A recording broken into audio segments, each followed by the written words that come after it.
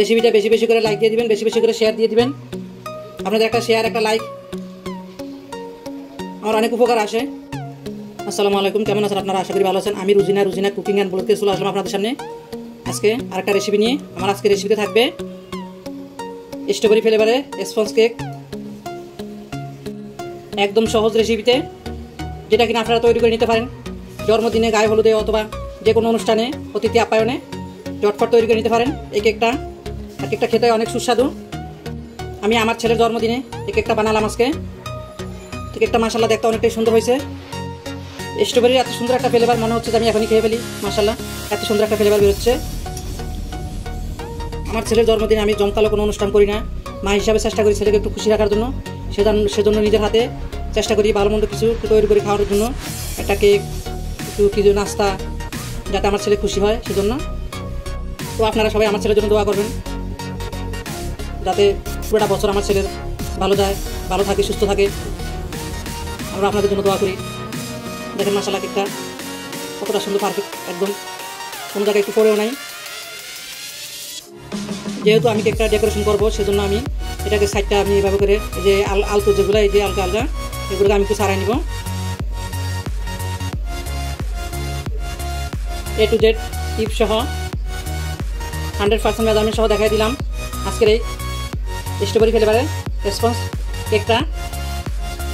এই ধরনের মজার এবং নিত্য নতুন রেসিপি দেখার জন্য আমার ইউটিউব চ্যানেলকে সাবস্ক্রাইব করে আমার ইউটিউব চ্যানেলের সাথেই থাকবেন। পাশে থাকা বেল আইকনটা ক্লিক করে রাখবেন, যাতে করে নতুন নতুন ভিডিও আপলোড দেওয়ার সাথে সাথে আপনার কাছে পৌঁছে যায়। চলুন কথা না বাড়িয়ে মূল রেসিপি দেখে নিই। আজকের এই স্ট্রবেরি স্পঞ্জ কেকটা কীভাবে করে তৈরি করা হলো। ভিডিওটা স্কিপ না করে পুরো ভিডিও দেখবেন। আমি আশা করবো আমার আজকের এই কেকের রেসিপিটা আপনাদের কাছে অনেক ভালো লাগবে।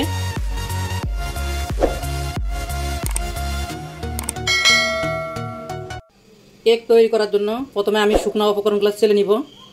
তো আমি নিয়ে নিব পৌনে এক কাপ ময়দা মানে প্রথমে নিয়ে নিলাম হাফ কাপ, তারপরে নিয়ে নিব আমি 1/4 কাপ, পৌনে 1 কাপ হয়ে যাবে। তো দিয়ে দিলাম আমি ময়দা।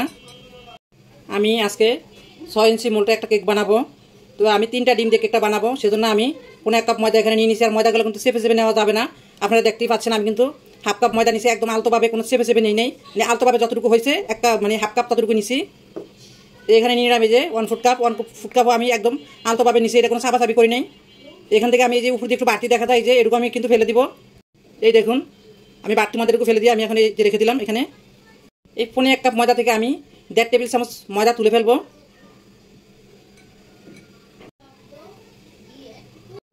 প্রথমে তুলে নিলাম 1 টেবিল চামচ, এখন নিয়ে নিব হাফ টেবিল চামচ। তো আমি যতটুকু ময়দা তুলে নিছি, 1.5 টেবিল চামচ ময়দা আমি তুলে নিছি। এখন আমি 1.5 টেবিল চামচ কর্নফ্লাওয়ার এখানে দিয়ে দিব।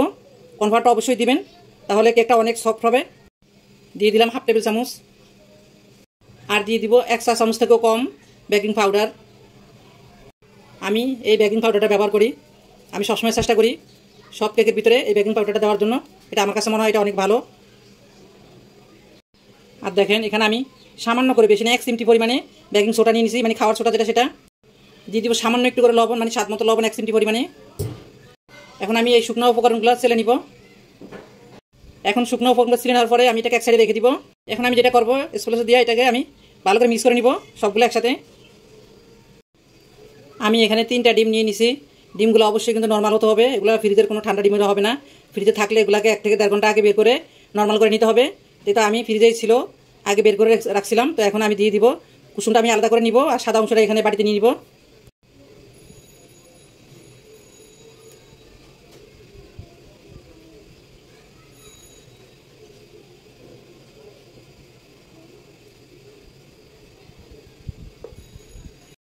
তো দেখতেই পাচ্ছেন আমি ডিমের সাদা অংশটা আলাদা করে নিয়ে নিছি, আর এই যে কুসুমগুলো নিয়ে আমি এক সাইডে রেখে দিচ্ছি। এখন আমি ডিমের সাদা অংশটাকে বিট করে নিব। আমি কিন্তু আমার ইলেকট্রিক বিটারের এটা সাইডে রেখে আমি করতেছি, কারণ আমার ইলেকট্রিক বিটারটা নর্মাল, সেজন্য আপনাদেরটা যদি ভালো হয় তাহলে আপনারা সেক্ষেত্রে কিনে দিয়ে করতে পারবেন, অথবা যদি আপনাদের কাছে ইলেকট্রিক বিটার না থাকে আপনারা হ্যান্ড দিয়েও করতে পারবেন, একটু সময় লাগবে আর কি। আমি আজকে স্ট্রবেরি ফ্লেভারের কেক বানানোর জন্য এখানে আমি এই যে দেখেন, আমি সবসময় এটাই ব্যবহার করি। এই দেখেন ভালো করে দেখেন, এই যে আমি একদম কাছ থেকে দেখাইতেছি। এই যে এটা এত ভালো, বিশ্বাস করবেন, এটা দিয়ে আমি আগে মনে করতাম যে শুধু পুডিংই বানানো যায় কিংবা জেলি তৈরি করা যায়, কিন্তু না, এটা আপনারা কেকের সাথে দিয়ে দেখবেন। এটার ফ্লেভার একদম তাজা ফ্লেভার, আর খেতে হয় অনেক বেশি মজা। একদম আপনি বুঝতেই পারবেন না যে এটা মানে যে মানে কী দিয়েছেন এটা যে স্ট্রবেরি জেল সেটা বোঝাই যায় না একদম। যখন কেকের সাথে দিয়ে বানাই তখন একদম মনে হয় যে তাজা একটা ফ্লেভার, মানে স্ট্রবেরি তাজা যে ফ্লেভারটা ঠিক ওই ফ্লেভারটাই পাওয়া যায়। আপনারাও এইভাবে এইটা দিয়ে কেক বানিয়ে দেখবেন, অনেক মজা পাবেন। তো আমি সবসময় এটাই ব্যবহার করি। তো আমি এখন এটা 1 চামচ দিয়ে দিব এখানে, আর দিয়ে দিব 1 চা চামচ স্ট্রবেরি ফুড কালার। এটা না দিলেও সমস্যা নেই, আপনারা স্কিপ করতে পারেন, আমি শুধু একটু কালারের জন্য দিয়ে দিচ্ছি এটাকে। এই স্ট্রবেরি জেলটা কিন্তু এই চিনির মতো দানা দানা, সেজন্য এটাকে আগে দিয়ে বিট করে নিতে হবে যাতে করে এটার কোনো দানা বাপটা না থাকে। এই যে আর নিয়ে নিচ্ছি এখানে আমি 1/3 কাপ চিনি। আপনারা এখানে 1/2 কাপ পর্যন্ত চিনি ব্যবহার করতে পারবেন।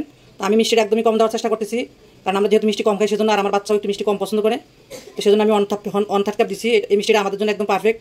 আপনারা এখানে 1/2 কাপ পর্যন্ত দিতে পারবেন যদি মিষ্টি বেশি খান। তো আমি এই চিনিটাকে এখন অল্প অল্প করে দিব আর বিট করব।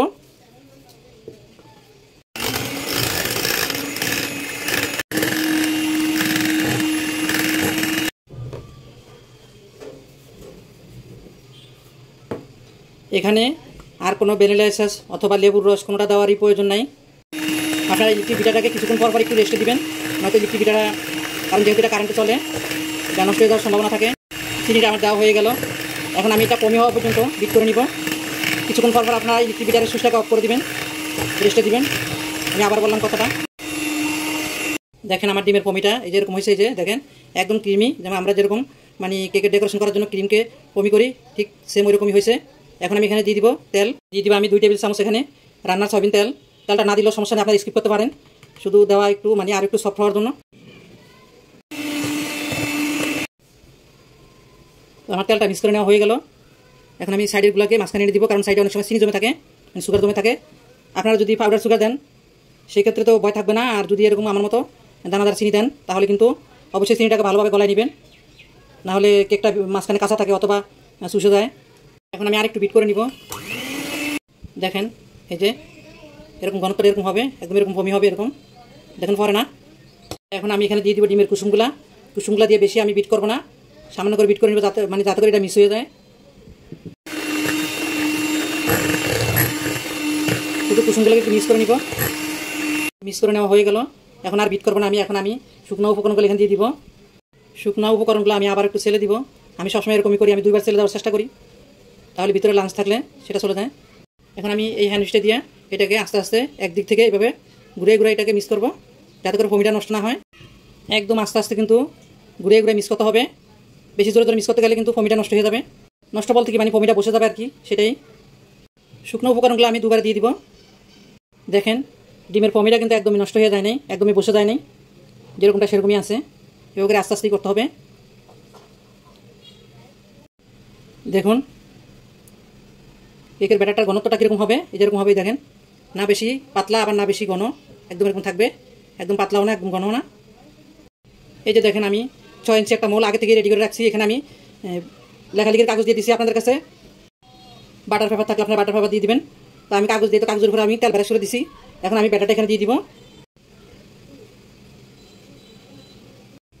আপনারা ব্যাটারের ঘনত্বটা দেখতে পাচ্ছেন, ঠিক এরকমই হবে ব্যাটারের ঘনত্বটা, পারফেক্ট। একটা স্পঞ্জ কেক বানাইতে চাইলে ব্যাটারের ঘনত্বটা এরকম রাখবেন। তো ব্যাটারটা আমি দিয়ে দিচ্ছি। এখন আমি ব্যাটারি একটু টাইম করে দিব, যাতে করে ভিতরে কোনো বাতাস থাকলে বাবলস থাকলে সেগুলো বের হয়ে যায়। চুলা আসলাম, চুলার কাছে চুলা আমি আগে থেকে একটা পাতিল বসাই দিচ্ছি, চুলাটাও জ্বালাই দিচ্ছি, পাতিলটা গরম হয়ে গেছে। এখন আমি এটা একটা স্ট্যান্ড দিয়ে আমি কেকের মোলটা এখানে বসাই দিব। বিসমিল্লাহ, দিয়ে দিলাম কেকের মোলটা। এখন আমি একটা সিলভারের ঢাকনা দিয়ে ঢেকে দিব, দিয়ে দিলাম ঢাকনা। তো ঢাকনা দিয়ে আমি এখন কেকটাকে 45 থেকে 50 মিনিট বেক করে নিব, মিডিয়াম এবং লো হিটের মাঝামাঝি রেখে। ফিরে আসলাম 45 মিনিট পরে, দেখে কি অবস্থা কেকটা। দেখুন মাশাআল্লাহ, আলহামদুলিল্লাহ। দেখুন কেকটা মাশাআল্লাহ কত সুন্দর করে ফুলছে, একদম পারফেক্টভাবে কেকটা হয়েছে। দেখেন এখন আমি একটু চেক করে দেখবো একটা কাঠি দিয়ে। কেকটা একদম পুরোপুরি হয়ে গেছে, দেখেন কাঠিটা একদম ক্লিয়ার আসছে, তার মানে আমার কেকটা হয়ে গেছে। তো আমি কেকটাকে এখন নামাইয়া আনমোড করে, আগে ঠান্ডা করে নিব, ভালোভাবে ঠান্ডা করে নিই, তারপর আমি আনমোড করবো। আজকে আমার এই স্ট্রবেরি স্পঞ্জ কেকটা ভালো লেগে থাকলে ভিডিওটা বেশি বেশি করে লাইক দিয়ে দিবেন, আর শেয়ার দিয়ে আপনার কাছে মানুষকে দেখার সুযোগ করে দিবেন। এই পর্যন্ত সময় দিয়ে রেসিপিটা দেখার জন্য অনেক অনেক ধন্যবাদ। আর যারা ইতিমধ্যে আমার চ্যানেলকে সাবস্ক্রাইব করেছে তাদেরকে অসংখ্য ধন্যবাদ। আর যারা এখনো করেনি প্লিজ আমার ইউটিউব চ্যানেলকে সাবস্ক্রাইব করে আমার ইউটিউব চ্যানেলের সাথেই থাকবেন। রেসিপিটা এই পর্যন্ত, দেখা হবে নতুন করে রেসিপি নিয়ে পরবর্তী ভিডিওতে। আল্লাহ হাফেজ। এই তো কেকটা আমি পুরোপুরি ঠান্ডা করে নিয়েছি, দেখেন 1.5 থেকে 2 ঘন্টা পর্যন্ত আমি কেকটাকে ঠান্ডা করে রাখলাম, একটু চুপসে যায়নি। দেখেন কেকটা একদম আগের মতোই আছে মাশাআল্লাহ। কেকটাকে আমি এখন আলমোড করে একটা প্লেটে নিয়ে নিব। আজকের কেকটা আমি ডেকোরেশন করব। তো আমি ডেকোরেশনের ততটা পারদর্শী না, তারপরও যতটুকু পারি আলহামদুলিল্লাহ। আমি ডেকোরেশনের ভিডিওটা আজকে আপনাদেরকে দেখাবো না, আমি পরবর্তী কোনো ভিডিওতে আপনাদেরকে ডেকোরেশনের ভিডিওটা দেখাবো। তো যাই হোক, আজকে আমার সময় স্বল্পতার কারণে আমি দেখাতে পারলাম না, আর আমি ততটা পারদর্শীও না, তারপর যতটুকু পারি আলহামদুলিল্লাহ আবার বললাম। তো আমি নাট দিয়ে প্রথমে একটু খাইতে ছাড়াই নিব।